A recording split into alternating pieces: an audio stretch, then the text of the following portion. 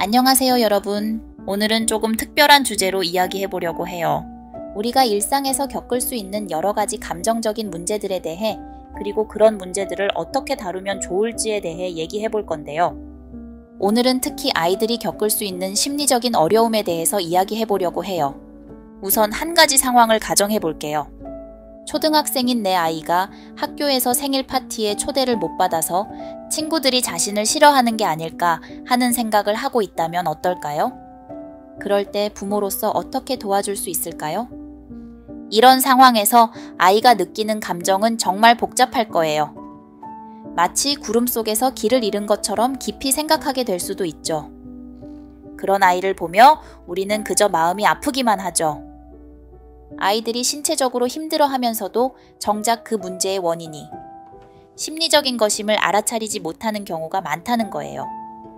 예를 들어 머리나 배가 아프다고 표현하면서 여러 병원을 다니고 검사를 받는데도 뚜렷한 원인이 나오지 않는 경우가 있어요. 이런 경우 아이의 감정적인 문제를 빨리 알아차리지 못하면 불필요하게 오랜 시간 고생하게 되는 거죠. 이처럼 부모가 아이의 감정적 신호를 빨리 캐치하는 것이 정말 중요하다는 것을 알 수 있어요. 우리 아이들이 건강하게 성장하려면 신체적인 건강뿐만 아니라 정서적인 건강도 함께 챙겨야 하겠죠. 그렇다면 이런 아이들은 어떤 문제나 결핍이 있어서 이렇게 된 걸까요? 여러 원인이 있을 수 있지만 크게 두 가지로 나눠볼 수 있어요. 첫째는 아이 자체가 예민한 경우예요. 작은 어려움도 크게 느끼고 받아들이는 아이들이 있거든요. 불안이 높은 아이들도 그렇고요.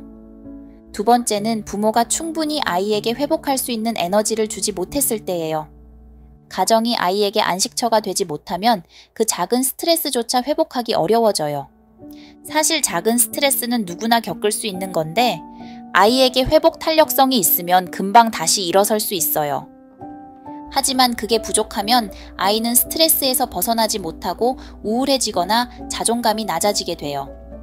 작은 실패조차도 큰 좌절로 기억하고 그게 계속 쌓이면서 역경을 이겨내지 못하게 되는 경우가 많아요. 어떤 아이가 있었어요. 초등학교, 중학교 때 정말 뛰어나게 공부를 잘했어요. 그리고 고등학교는 특목고에 들어갔죠. 그런데 특목고에 가서는 그동안처럼 탑은 아니었던 거예요. 초등학교와 중학교에서는 항상 1등이었지만 특목고에서는 첫 중간고사 성적이 생각만큼 잘 안 나왔어요. 이 친구는 중위권 성적에 만족을 할 수가 없었죠. 그럼 어떻게 했을까요? 당연히 열심히 공부했어요. 기말고사도 쳤지만 결과는 또 중간 정도였어요. 왜냐하면 그 학교 아이들도 모두 잘하니까요. 사실 그 정도 성적이면 전혀 나쁜 게 아닌데 이 친구는 스스로 만든 높은 기준을 내려놓지 못했어요.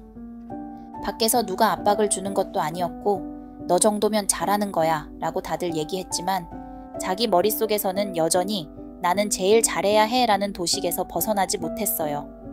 결국 그 틀에서 벗어나지 못한 채 학교에는 가지만 시험을 치지 않게 되었어요. 머리가 아프다, 숨이 안 쉬어진다는 핑계를 대며 학교를 빠지기 시작한 거죠. 처음엔 2학기 중간고사 때만 그런 줄 알았는데 그게 장기화되었어요. 부모님은 이게 무슨 문제인지 몰라서 여러 병원을 다니기 시작했어요. 이런 친구들은 어렸을 때 어떤 결핍이 있어서 이렇게 되었을까요? 회복 탄력성이라는 건 크게 두 가지 요소로 이루어져 있어요. 정서적인 기둥과 인지적인 기둥이죠. 이 두 가지가 맞물려 있는데 이 친구의 경우는 인지적인 유연성이 부족했던 것 같아요. 자기가 생각했던 것과 현실이 달라졌을 때 생각을 유연하게 바꾸고 적응하는 게 필요한데 그게 잘 안 되었던 거죠.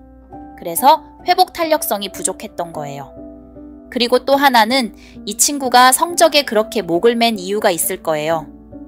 내가 꼭 1등을 해야 한다는 생각이나 특목고에 가야 한다는 압박이 있었을 겁니다. 겉으로 보면 성취지향적인 것처럼 보이지만 사실은 이런 친구들 중에는 사랑에 목말라 있는 경우가 많아요. 성적을 통해 사랑받고 인정받고 싶어 하는 마음이 있었던 거죠. 아이가 충분한 사랑을 받고 안정된 환경에서 자라면 성적이나 성취에 대해 그렇게 크게 집착하지 않게 되죠. 1등을 하면 좋지만 그렇지 않더라도 할 수 없지 하고 유연하게 받아들일 수 있는 거예요. 그만큼 사랑받고 싶은 욕구가 채워졌기 때문이죠. 그런데 이 친구의 경우 인지적 유연성의 부족이 직접적인 원인이었겠지만 더 깊이 들어가 보면 아마 초등학교나 중학교 때도 성적을 통해 인정받았을 가능성이 커요. 넌 잘하니까 사랑받을 자격이 있어 라는 메시지를 받아온 거죠. 그래서 고등학교에 가서 성적이 예전처럼 나오지 않으니 나는 이제 사랑받을 자격이 없어 라고 느끼게 된 거예요. 결국 그 친구는 자기 존재 자체에 대한 확신이 흔들리면서 자존감도 무너져 버린 거죠. 그래서 인지적인 면과 정서적인 면 두 가지가 다 엮여서 어려움을 겪게 된 거예요. 그렇다면 정서적인 자원을 잘 채워주는 것이 중요한데 부모가 아이의 감정 조절을 방해하는 행동이나 말이 있을까요? 정서적 자원이 형성되는 걸 방해하는 부모의 행동들이 있는데 대표적인 게 이제 그만해 같은 말이에요. 예를 들어 아이가 화가 나서 막 짜증을 내고 있을 때 엄마가 처음에는 그래 힘들겠다 화날 수 있지 이렇게 받아주다가도 어느 순간 알겠어 이제 그만해 라고 말하게 되는 경우가 많죠. 사실 부모님들 대부분 마음 읽어주기의 중요성을 알고는 계시지만 그걸 오래 지속하기가 쉽지 않아요. 아이가 계속 짜증을 부리면 참다가 결국 지치게 되니까요. 그렇다면 부모가 언제까지 참아주고 언제부터 훈육을 해야 할까요? 언제부터가 아니라 무엇을 받아주고 무엇을 끊어야 할지가 중요한 거예요.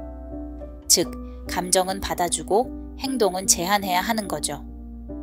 예를 들어 아이가 장난감이 부서져서 짜증이 나고 그 화를 엄마에게 표현하면서 장난감을 던졌다고 해볼게요.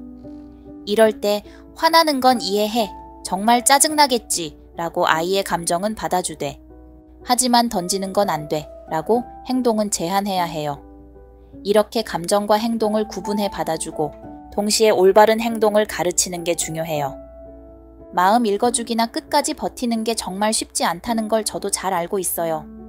사실 아침에 결국 소리도 질렀어요. 그만해! 라고 말하면서요. 저도 결국은 그렇게 되는 거죠.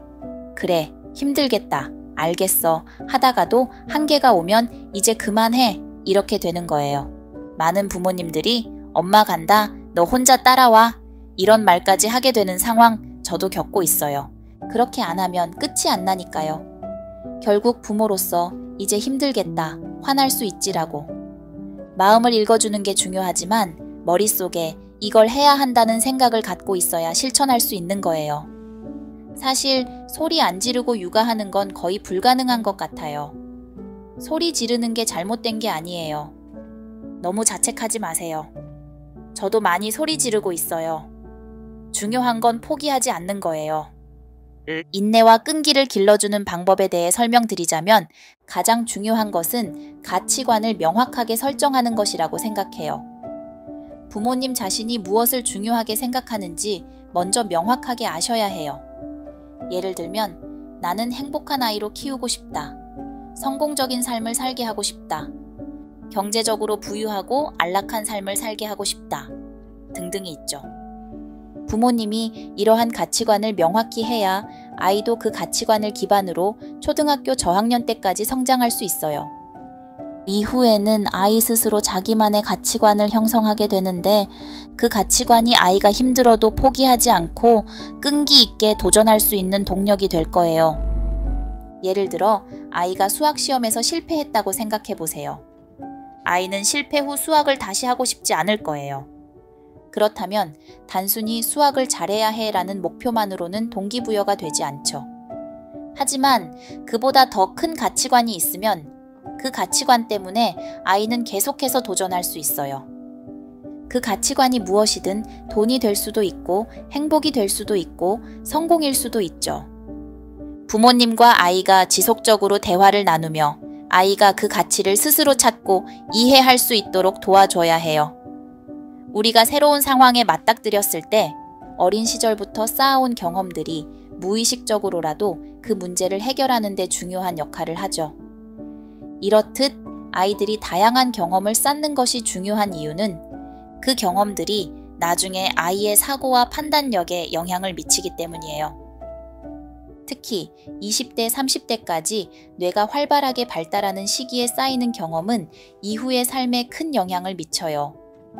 다양한 문화나 환경을 경험하는 것은 뇌 발달을 자극하고 사고의 폭을 넓혀줍니다.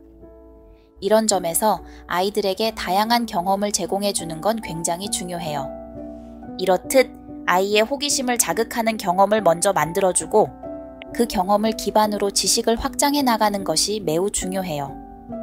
부모로서 일상에서 늘 일관된 방식으로 아이를 대하고 아이의 감정과 행동을 수용해주며 그럴 수 있겠다는 말을 통해 아이의 감정을 인정해주는 것은 매우 중요한 접근법이에요.